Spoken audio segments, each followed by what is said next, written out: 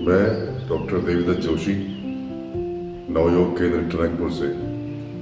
गत वीडियो में मैंने कुछ मोटी मोटी होम्योपैथिक की जानकारी दी थी। आज का विषय मेरा है, कल समाचार पत्र मैंने पढ़ा कि आजकल मानसिक समस्या एक बहुत गंभीर रूप ले रही है और वास्तव में इस प्रतिस्पर्धा के युग में मानसिक समस्या का होना निश्चित है।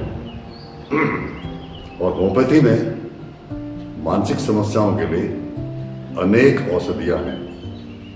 बाल्यकाल से लेकर बड़े होने तक, वृद्ध होने तक जिस प्रकार की मानसिक समस्या सामने आती है, उन सब के लिए होम्योपैथी में बहुत अच्छी औषधियां हैं।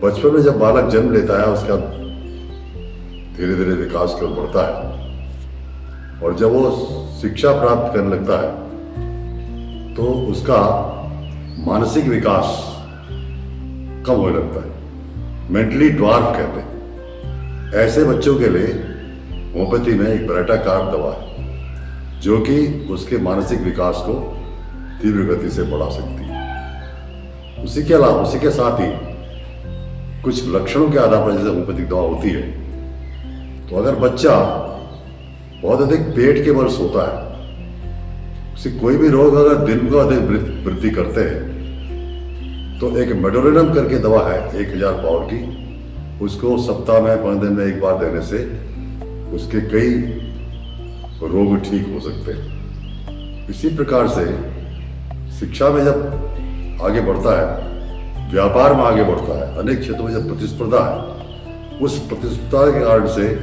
अनेक औषधियाँ जो इसमें लाभ करती है, इसमें होम्योपैथिक में ऐसी औषधियाँ हैं। किसी को दुख हो, किसी के सुख में, दुख में जैसे इग्नेशिया ऐसी दवा है कि अगर जीवन भर कोई दुखी है और दुख के कारण से भी उसको कई रोग हो जाते हैं, तो ऐसे में इग्नेशिया नामक ऐसी दवा होती है।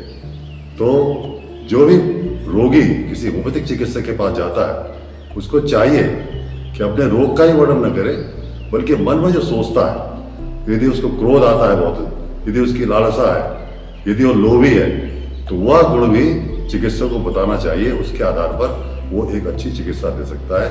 क्योंकि होम्योपैथी में सबसे बड़ा लक्षण अगर कोई है तो वह है मानसिक लक्षण। जैसा कि होम्योपैथिक प्रूव की जाती है मनुष्य शरीर में, और मनुष्य शरीर में चाहे शारीरिक रोग हो या मानसिक रोग हो, वह जाते हैं और इसी आधार पर होम्योपैथिक चिकित्सा की जाती है। मैं समझता हूँ कि इन्हीं शब्दों के साथ अपनी वाणी को विराम देने से पहले मेरा प्रत्येक रोगी से अनुरोध है कि वह जब भी किसी होम्योपैथिक चिकित्सा के पास जाए तो वह अपने रोग के साथ अपने मन के विचार, अगर उसको गुस्सा आता है तो उसको भी जरूर व्यक्त करे। धन्यवाद।